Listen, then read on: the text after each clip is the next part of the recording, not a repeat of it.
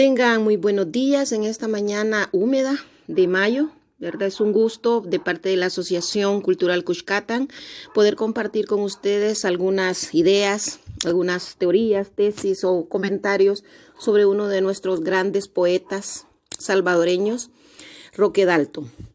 Bueno, es un gusto compartir, ¿verdad? Y sobre todo de nuestra literatura, ya que siempre se ha dicho que Latinoamérica no destaca en cuanto a producción científica, filosófica, pero en realidad es una idea que se tiene un poco falaz sobre dónde circula la verdad, ¿verdad? Dónde circula la palabra verdadera y el conocimiento. Ya es de todos sabido que la literatura, que el arte es, como decía Gadamer, una palabra eminente, es decir, que es capaz de darnos una mirada distinta de la realidad, incluso una mirada alternativa que otras maneras de producir conocimiento no son capaces de dar. Entonces, la literatura hace eso. Antes de comenzar, pues quisiera establecer dos tesis fundamentales sobre el valor de la palabra poética. Una es que el lenguaje no es suplemento de la comprensión, sino es la comprensión misma, y es que a través del lenguaje nos vamos comprendiendo, nos vamos relatando, nos vamos interpretando y nos vamos encontrando. Entonces la tarea es saber encontrarnos, saber interpretarnos, saber escucharnos, oír al otro con voluntad de escucha y no con voluntad de totalizarnos. La segunda tesis es pues que en la palabra hay una experiencia única, ¿sí? Y esa experiencia única se ocurre porque no hay más experiencia previa al lenguaje. Toda nuestra experiencia humana está estructurada lingüísticamente. Ciencia, literatura, arte, música, pedagogía, siempre se expresan a través de una lengua. El lenguaje es el mediador entre nosotros y la realidad. La realidad no sabemos en sí qué sea. Lo que tenemos es la experiencia de la realidad lingüísticamente construida o a través de alguno de los grandes lenguajes de las artes. Bien, dicho esto entonces, pues en la obra de arte y particularmente en la literatura viaja una verdad que interpela al presente, que se reconoce en ella y en la cual se reafirma, pues le concede una nueva valencia óntica, una nueva perspectiva del ser que se revela en ella, ¿verdad? Dicho esto, pues no voy a hablar de la biografía de Roque, ya es muy divulgada, de muchos conocida.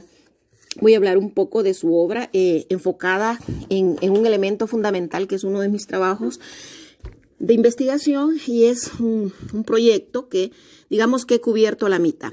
Es cuál es la visión y el ideario de nación construida en los 100 años de República Cafetalera, tanto en su inicio como en su colapso, que podemos ubicarla en 1863-65 hasta 1970, ¿verdad? Que justamente pues es el momento culmen donde Roque Dalton ha elaborado su máxima producción poética hasta ese momento. Entonces, en estos 100 años, curiosamente, tenemos la fundación de la poesía salvadoreña a través de la obra de Francisco Gavidia, otro grande de la literatura salvadoreña y de la cual yo soy especialista. No soy especialista en estudios roqueanos.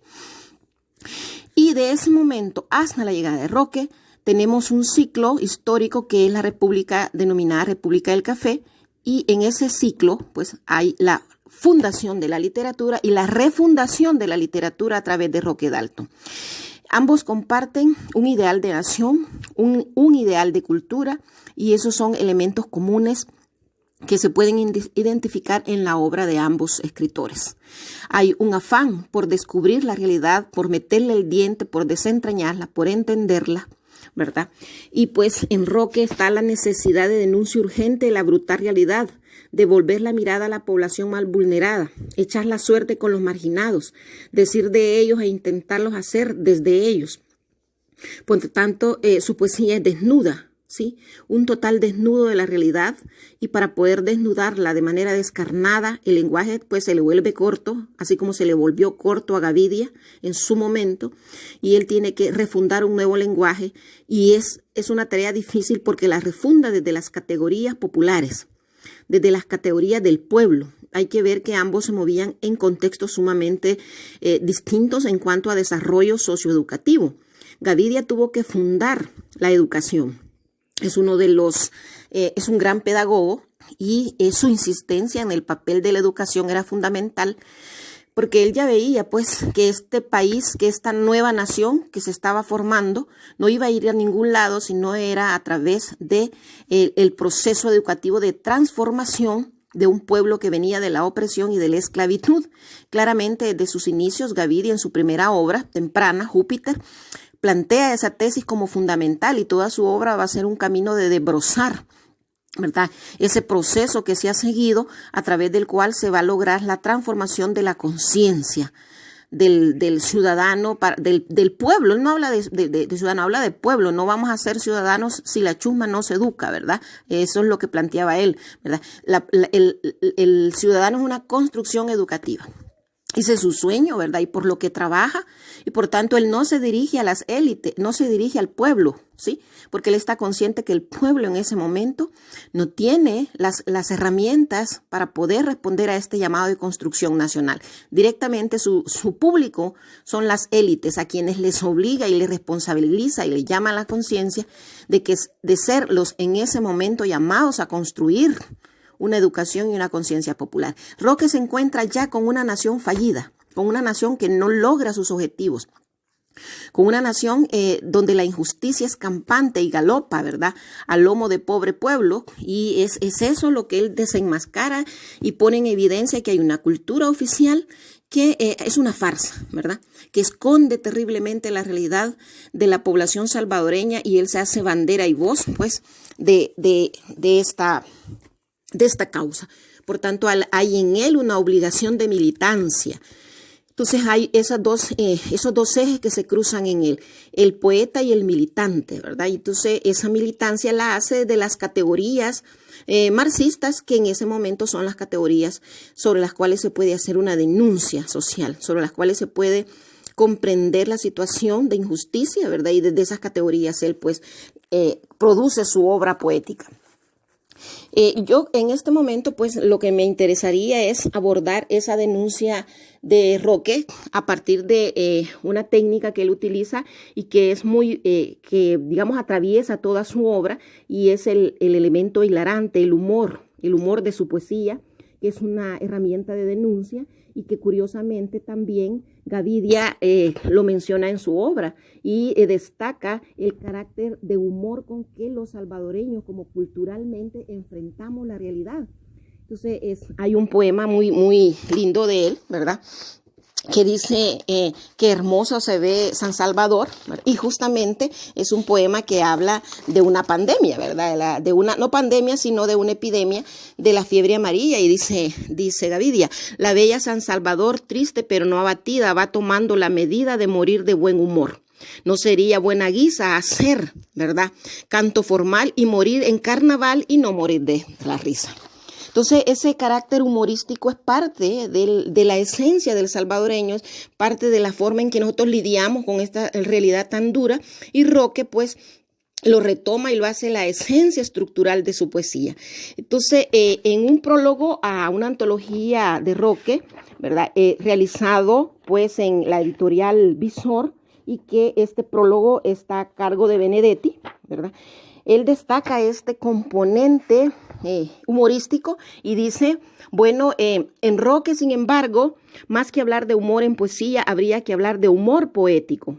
En poetas como Huerta o Nazoa es dable detectar el humor casi en estado de pureza, y debe reconocerse que esa limpidez consolida su eficacia y ayuda grandemente a que el lector asimile o adivine el contexto poético que rodea aquel chispazo. Roque, en cambio, elabora poéticamente el humor, lo convierte en poesía antes de soltarlo sobre la página. Entonces, en ese análisis que él hace de la realidad, siempre va el aspecto sarcástico, irónico, hilarante, con que trata y aborda los problemas, como quien dice, los dejo por ahí, tomando en cuenta que a la población salvadoreña le encanta el humor, y que el humor es una puerta que abre cualquier pensamiento. ¿verdad? La comedia, el humor hace que nosotros nos dispongamos a querer escuchar, es parte de nosotros, de nuestro folclore popular. Entonces, recuerdo también un poema corto, ¿verdad? De Roque, que habla sobre Martínez. Dice, el general Martínez lo consideraron un buen presidente porque construyó casas baratas para los pobres, los que sobrevivieron. Entonces, ahí vemos la nota, ¿verdad? De la paradoja, del sarcasmo, ¿sí? Ah, mire qué buen presidente, claro, sí, es que construyó casas baratas, pues, para los pobres, pero para los que sobrevivieron después de la gran matanza, ¿verdad? Después de la gran matanza que en su poema en 1932 dice, pues, de la cual nacimos muertos, medio vivos y medio muertos, pero sobrevivimos, pero juntos somos más los medio muertos que todos los vivos, ¿verdad? Otro poema interesante donde se manifiesta este aspecto hilarante de Roque es en el libro de sus primeras obras, La ventana en el rostro, donde tiene este poema maravilloso también que se llama Los locos. Vamos a leer Los locos y con esto vamos a ir cerrando porque pues estos son como puntaladas, ¿verdad? Para invitar incluso a acercarse más a la poesía de nuestros grandes escritores donde circula nuestro pensamiento, nuestra historia, ¿verdad? Nuestra construcción, idea de la realidad. Los locos. Los locos. No nos quedan bien los nombres. Los demás seres llevan sus nombres como vestidos nuevos. Los balbucean al fundar amigos. Los hacen imprimir en tarjetitas blancas que luego van de mano en mano con la alegría de las cosas simples. Y qué alegría muestran los Alfredos, los Antonios, los pobres Juanes y los taciturnos Sergios, los Alejandros con olor a mar. Todos se extienden desde la misma garganta con que cantan sus nombres envidiables, como banderas bélicas, sus nombres que se quedan en la tierra sonando, aunque ellos con sus huecos se vayan a la sombra. Pero los locos, ay señor, los locos, que de tanto olvidar nos asfixiamos.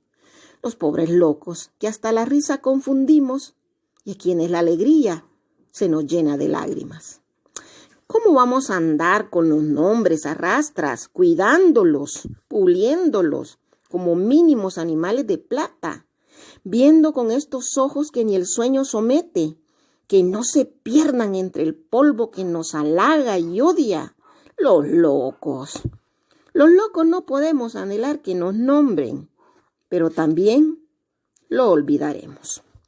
Bien, amigos, ha sido un gusto pues haber compartido algunas ideas y algunos poemas de nuestro amigo querido representante de la palabra inminente de la poética salvadoreña y pues también de paso comentar algo sobre este arco de fundación y refundación de la literatura salvadoreña. Ha sido un gusto.